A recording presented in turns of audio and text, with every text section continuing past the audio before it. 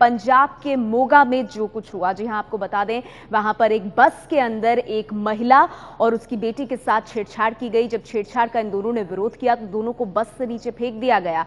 पंजाब के मोगा में बस में मां और बेटी के साथ पहले छेड़खानी हुई, विरोध करने पर उन्हें बस से फेंक दिया गया। नाबालिग लड़की की मौत हो गई है। मोगा में जिस बस में इतनी भीषण घटना हुई वो ऑर्बिट कंपनी की है। महिला बेटे और बेटी के साथ बस में सफर कर रही थी। आरोप बस ड्राइवर और कंडक्टर पर लगा है। पुलिस ने हत्या का केस दर्ज किया। कुछ आरोपियों की भी गिरफ्तारी हुई है। इस मामले को लेकर लुधियाना से कांग्रेस सांसद रवनीत सिंह बिट्टू ने मोगा मामले पर प्रश्नकाल स्थगित कर चर्चा की मांग की है। आम आदमी पार्टी का इस पूरे प्रकरण पर क्या कहना है, बात की एबीपी न्यूज से। मोगा की घटना पर आम आदमी पार्टी की प्रतिक्रिया लेते हैं भगवंत मान से। सर, जो घटना हुई है, क्या पहली प्रतिक्रिया है पार्टी की? बहुत ही शर्मनाक है कि ऑर्बिट कंपनी, जो ये बादल परिवार की कंपनी है, उनकी जो बसें हैं उनमें भी अब गुंडागर्दी ऐसी कि 13 साल की एक बच्ची को छेड़ा गया और कंडक्टर ने उनका साथ दिया। जो गुंडागर्दी हो रही थी उसमें, और उसकी माँ ने और बेटी ने, दोनों ने छलांग लगा दी चलती हुई गाड़ी से और बच्ची की मौत हो गई।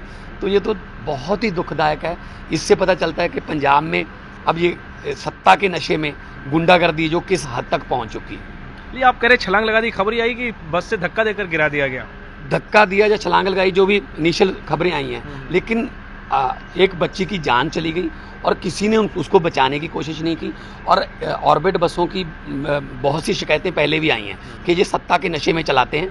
हर रोज़ 1 या 2 आदमियों को मारते हैं सड़कों पर और गाड़ी को रोकते भी नहीं हैं। पुलिस को फ़ोन कर देते हैं कि एक आदमी मर गया था फलां फलां गांव के पास, उसके साथ हिसाब किताब कर लेना क्योंकि हमारी गाड़ी का टाइम लेट हो रहा है। तो हर ड्राइवर ऑर्बिट का अपने आप को सुखबीर बादल समझता है। तो ये ऑर्बिट क्या है? ये कंपनी कह रहे हैं कि सुखबीर बादल की है, तो क्या सिर्फ इस वजह से कि सत्ता में पार्टी है, इसकी वजह से इस तरीके जो आपके आरोप लगा रहे हैं, ये आए दिन होता रहता है? बिल्कुल, हर रोज़ इनकी शिकायतें आती हैं और ये सड़कों पर ऐसे चलाते हैं जैसे ये जहाज हो।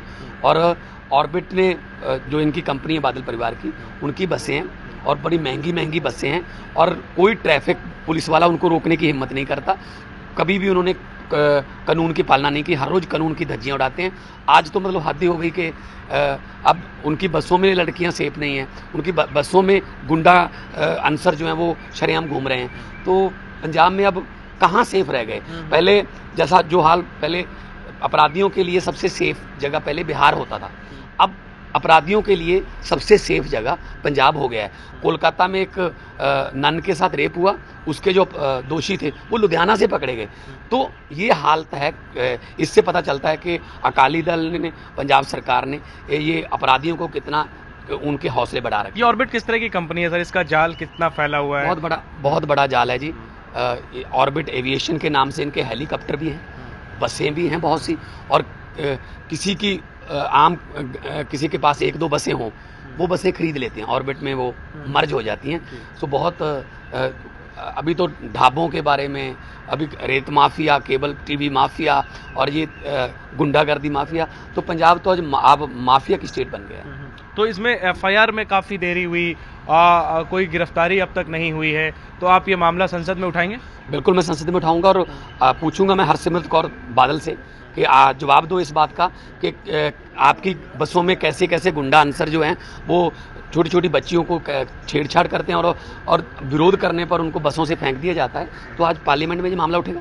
पार्टी भी क्या कोई रणनीति बना रही है इस मसले पर पंजाब में किसी तरीके का?